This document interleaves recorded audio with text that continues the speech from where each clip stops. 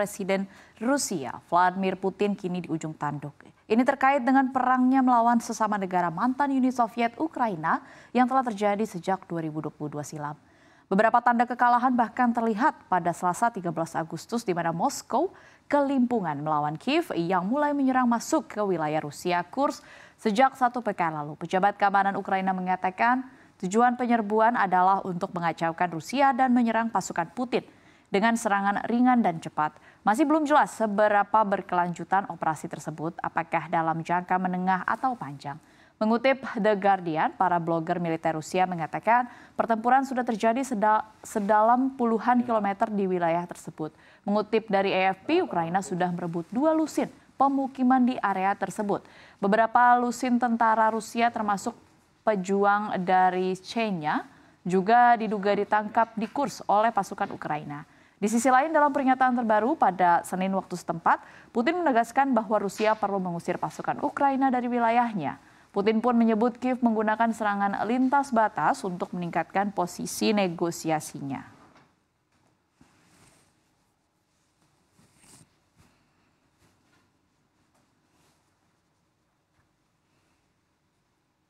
Pemirsa, kita ke informasi terpopuler yang kedua, di mana pemerintah sementara baru Bangladesh buka suara terkait dengan serangan kepada agama minoritas pasca digulingkannya Perdana Menteri Sheikh Hasina. Saat ini umat Hindu dan minoritas agama lain dilaporkan mendapatkan serangan di negara tersebut.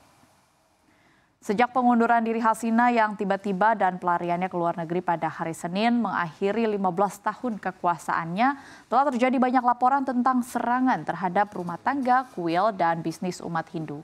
Kabinet yang anggotanya baru dilantik pada 9 Agustus itu mengatakan akan segera berunding dengan badan perwakilan dan kelompok terkait lainnya untuk menemukan cara menyelesaikan serangan keji tersebut. Sebagai informasi, umat Hindu merupakan agama minoritas terbesar di Bangladesh yang sebagian besar berpenduduk Muslim dan banyak diantaranya merupakan pendukung Partai Hasina, Liga Awami. Dhaka Tribune sebelumnya melaporkan bahwa ribuan orang berpartisipasi dalam protes pada hari Minggu yang menyerukan diakhirinya kekerasan terhadap komunitas Hindu.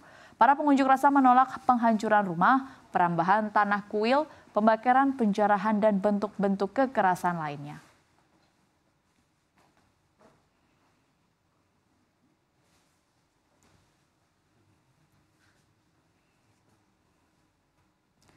Pemirsa, kita ke informasi yang ketiga, di mana Australia menandatangani kesepakatan yang memungkinkan pertukaran rahasia dan material nuklir dengan Amerika Serikat dan Inggris. Hal ini merupakan kelanjutan dari pembuatan kapal selam bertenaga nuklir di negara kanguru tersebut.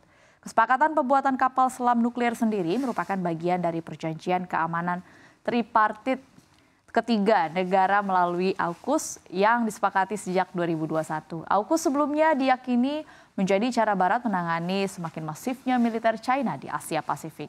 Kesepakatan terbaru yang ditandatangani di Washington pada pekan atau minggu lalu ini juga menyebutkan bahwa Australia akan bertanggung jawab atas risiko nuklir dari material yang dikirim. Perlu diketahui, material nuklir untuk propulsi kapal selam akan ditransfer dari Amerika Serikat atau Inggris dalam unit daya yang lengkap serta dilas, dan Australia akan bertanggung jawab atas penyimpanan serta pembuangan bahan bakar nuklir bekas dan limbah radioaktif dari unit daya nuklir yang ditransfer berdasarkan kesepakatan tersebut.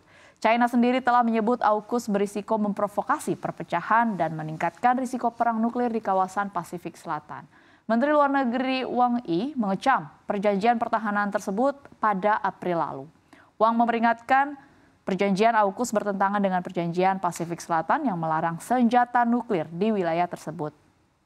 Sebelumnya, sejumlah negara ASEAN juga mengkhawatirkan AUKUS karena ada elemen nuklir di dalamnya.